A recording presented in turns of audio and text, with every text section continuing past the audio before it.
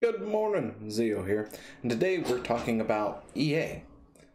We're going to talk about EA for a few days, actually, now that I think about it. Anyway, so let's get into it, shall we?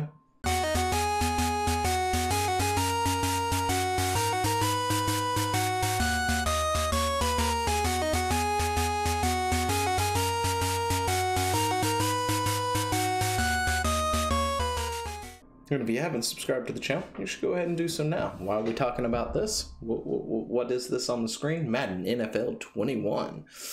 August 25th, 2020 release date. Yeah, it's, yeah, if you're seeing what I'm seeing, it is a 0.4 user score. It is straight up tied for the worst game of all time, apparently, which is Tom Clancy's The Division 2 Warlords of New York, which is just below World of Warcraft Refunded. Who would have thought? Anyway, now we're going to talk about sort of the symptoms or the issues here. What's going on here? EA has released Madden NFL 21, and it is horrible, apparently. Why is it horrible? I don't know. Maybe because it's the same game they already released. I don't know. Something like that. I mean, heck, even the Metacritic score for the, what are they, the trusted reviewers or something like that, isn't even that high either. It's 75, which I think is considered mixed. But let's go down here. We've got 4 positive reviews, 2 mixed reviews, and 575 negative reviews. And this is the problem with this sort of thing. We've talked about this a bit, here and there when talking about other things when it comes to sports titles and things, because we were doing like NBA 2K21 and something like that, and we sort of touched on it, but people are not happy about this, and it's pretty much because these games are churning out and there's nothing new, there's no innovation. See, back in the day, we didn't have the digital ecosystem that we have now, right? So, Madden launches their game, and then next year they'll launch a new game with new rosters and things like that. And, maybe a few enhancements here and there, maybe something new added to it. And then it kept doing that formula, when it would release for a while. But, the past several years at this point, these sports games haven't been doing anything like that. Graphically, they've been getting slightly better, right? And that's about all they're doing, especially when you add microtransactions to the pot, which is part of tomorrow's video with EA. But no, seriously, the way they've been doing these things, I mean, I can't remember which one it was. I don't remember if we talked about it or not, but somebody actually got a picture and zoomed in of, maybe it was this game, maybe it was one of the other recent sports games that launched, and you can see where out in the very, very far reaches of the stadium or whatnot, where there's a sign for the game itself and stuff, it was still labeled the previous year's version because nobody thought it was necessary, or they was just like, yeah, that's fine, throw it in here, nobody's ever going to see it. But you freeze frame it, zoom in, and you realize that the sign has the previous year's title on it and not the current year, because EA is too lazy to honestly actually create or edit the current asset to reflect the current game. And that's a problem. A lot of the things that they have been doing, essentially you could call patches or expansions at this point in time. With the way the internet is now, it wouldn't be hard to have Madden, right? And Madden has the current rosters and everything. And then most everything that's even good in said game that you can have access to, players and stuff like that, they would be locked behind the paywall of microtransactions like they are right now, right?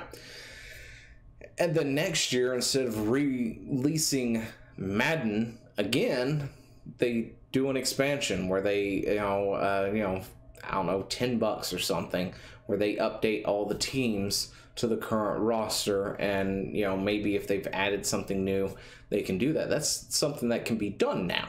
And honestly, that's probably what should have been being done, especially with these microtransactions and stuff. And this way you're not losing things you've already earned if you did go down the microtransaction well, you know, and got lost in there, because there's nothing worse than purchasing a game, in my opinion, of course, than purchase a game, have that game re-released the next year with a new number tag to the end of it, and then having to repurchase and hope you get the things you already had unlocked in the previous game. I hate that. You know, if I'm going to make an investment in a game, I want it to be a game that's going to be around for a while, that I'm not going to have to purchase a new version of it for. You know, I've been playing World of Warcraft for 25 years. Sorry. I mean, I've been playing Warcraft probably that long, but oh shoot, and there we go. We almost died. I'm going to leave that because apparently my seat decided it wanted me to die as it fell down. Yeah, everybody laugh. It's okay. It's okay. I hurt myself for your amusement, of course. But I mean, it wasn't as bad as it was last time. The last time my seat did that, I went straight back and into the ground, and my feet flew up, and I hurt myself on the edge of the desk and cut like my ankle or something. It was fantastic. It was great. But yeah, I've been playing WoW for like, what, 15 years now at this point, and I have paid them money for certain things over time over the years, and it's not really that bad. You know, I don't see it as a bad investment because WoW's still around, right? And it probably will still be around at least for 2 more years at this point, because there's a new expansion over the horizon. You know, so when I bought that Celestial Steed, the very first paid mount they had on their store, you know, I still have it. But if I was to buy card packs for NFL 20, I guess, yeah, that was good for about a year, and now it's gone. And the same with League of Legends. You know, those premium skins I bought over the years a long time ago. If I decide I want to go back to League, and, you know, I played that for like 5 or 6 years straight, you know, I feel that $20 was well spent, or $10, or however much it was.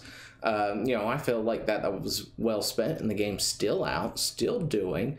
And instead of releasing League 2, they just updated the whole thing and was like, all right, here we go. We revamped all the graphics and everything else. Although I wish they'd stop, you know, redoing legacy characters, because yeah, I dived into looking into that stuff and realized that some of the characters who I love to play a certain way they're no longer feasible to play that way anymore. They've lost their charm, they've lost their, you know, their character that they once was, because they've changed it to something completely different. Like, I think Gangplank was one of those who they just straight up redid. And yeah, anyway, you know, if I go back to it, my stuff is still there, right? You know, my microtransactions are still there. I still have those skins available to me, even though if they've redone all of that stuff, I still have the stuff that I paid for a long time ago with NFL 5 or NHL or Madden, NBA or anything else like that. It's good for a year, right? And they don't really innovate on the formula whatsoever. But let's take a look real quick. All right, this very well could be the best Madden this generation. It is very fun and fluent this year. Yeah. Sure, I'm going to take that and run with it.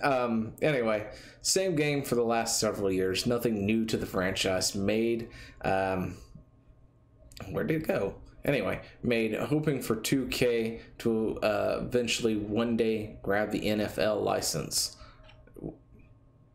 Okay.